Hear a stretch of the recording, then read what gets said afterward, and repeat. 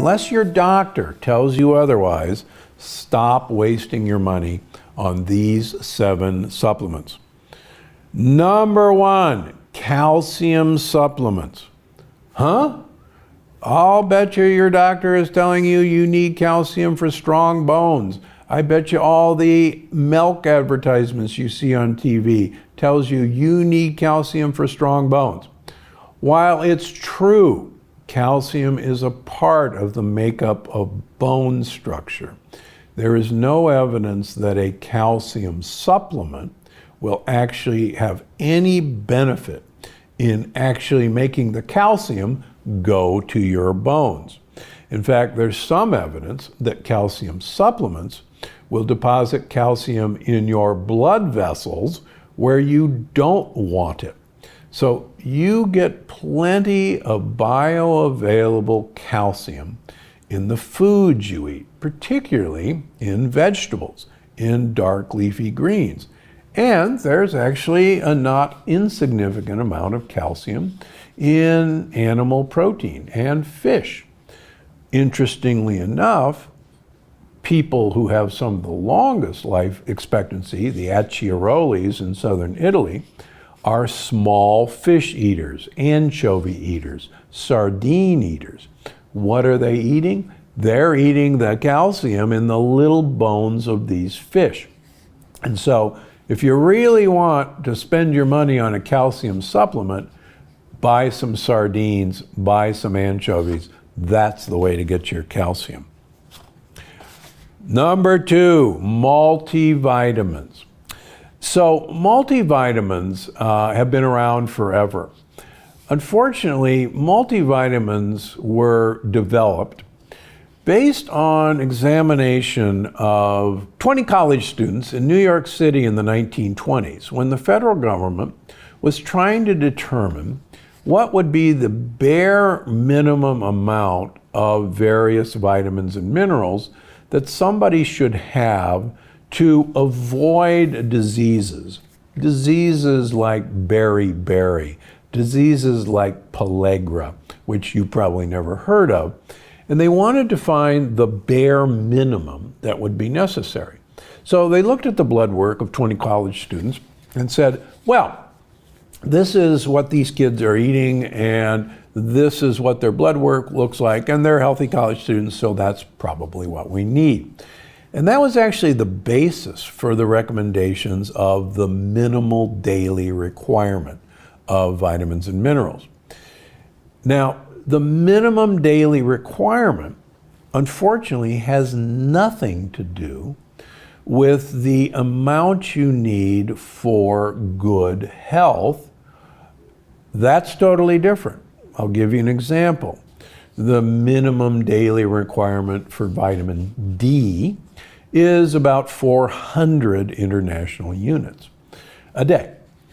And yet, the University of California, San Diego, research shows that the minimum daily requirement for prevention of cancer is 9,600 international units of vitamin D3 daily.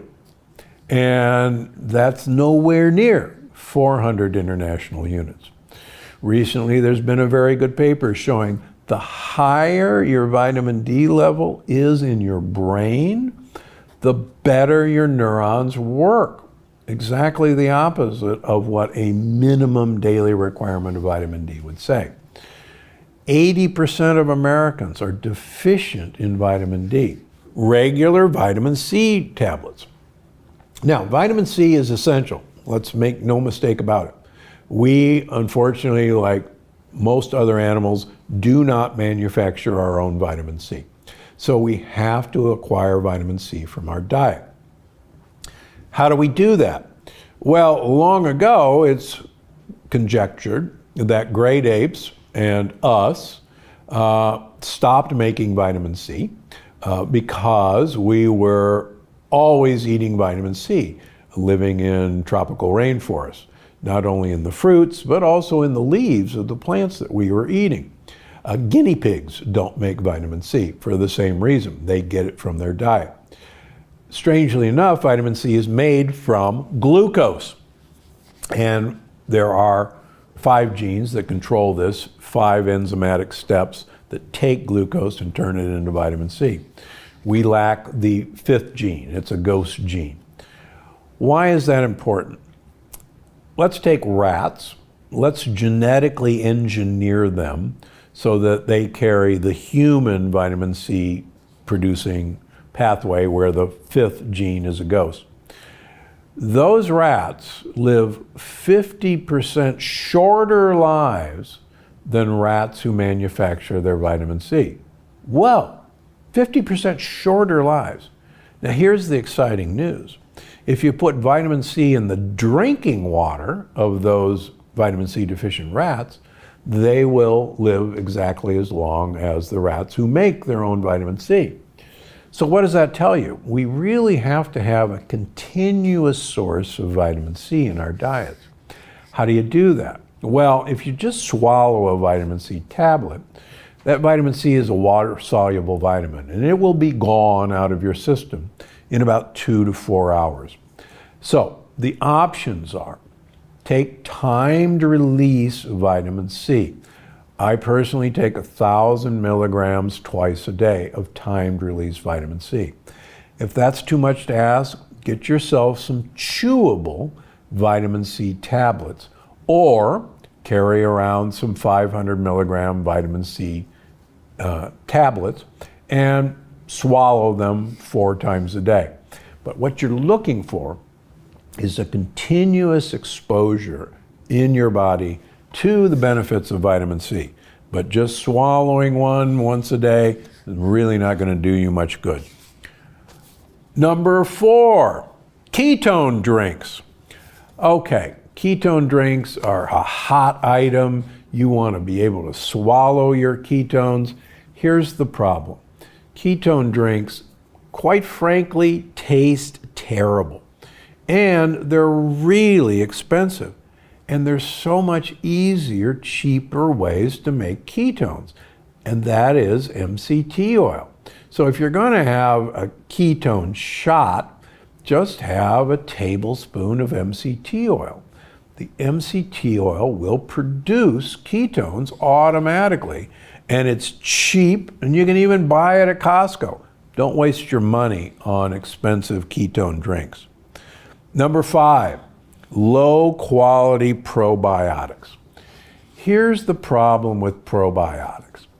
The vast majority of probiotics you're going to spend your hard-earned money on are probably not going to make it past the acid in your stomach to populate the gut that you need. So if you're going to get probiotics, look for either spore-forming probiotics that will resist gastric digestion, or look for probiotics that are enteric coated, that resist gastric acid and will dissolve once the probiotics get to their destination in your intestines. So gotta know the delivery device. Now, the other thing that's important to realize about probiotics is that almost all of these probiotics are not native to our gut. And they will go on vacation in our gut if they can get to your gut, but they'll leave after a couple weeks. So probiotics are something that should be a part of a continuous maintenance program for your gut. The vast majority, though, of probiotics don't have these characteristics. Don't waste your money. Number 6, vitamin E. Vitamin E, most vitamin E that you're going to buy, either in a multiple vitamin or separately, is actually the wrong form, the wrong isomer of vitamin E. And you should realize that vitamin E is actually 2 different classifications of vitamin E. There are tocotrienols and tocopherols. And there are only certain ones of the tocopherol family and the tocotrienol family that are any good. And if you take one with a broad spectrum vitamin E, the benefits of some will cancel out the benefits of the other. So don't waste your money on vitamin E supplements. Number 7, iron. As many of you know who have read and followed me, iron is one of those compounds that ages us. We rust from iron. And studies show that people who donate blood actually live 7 years longer than people who don't donate blood. And women live 7 years longer than men, partially because, as you know, you donate blood once a month for a good half of your life, whereas men don't donate blood every month for half of our lives. Yes, occasionally you can be iron deficient, and you should have your iron level checked periodically. Some women have very heavy periods and may need supplementation temporarily with iron. Men, if you have an iron deficiency, or women after menopause, if you have an iron deficiency, that's cause for your doctor to go looking for why that is. Because blood loss is the cause of iron deficiency as we get older, and there's nothing in you that you should have blood loss. So, back to the subject that supplements don't help. Recently you may have seen a big study in JAMA that these sorts of supplements don't help and that they're all a waste of money. With what I started with, remember, these are studies looking at the USDA recommended dosages of supplements. And quite frankly, it's no wonder that they couldn't find that these supplements help, because the dose was much too small. So anytime you see these studies, don't throw supplements under the bus. Always look with a critical eye as to what the dose of these supplements they were studying. And it's how much you take of a particular supplement that's really the key. Supplements are great for you as long as you know what the dose you really need to have an effective. I think you're going to love this one. Most of the blue zones, one of the things that I talk about, most of the blue zones eat only about 10% of their calories as protein.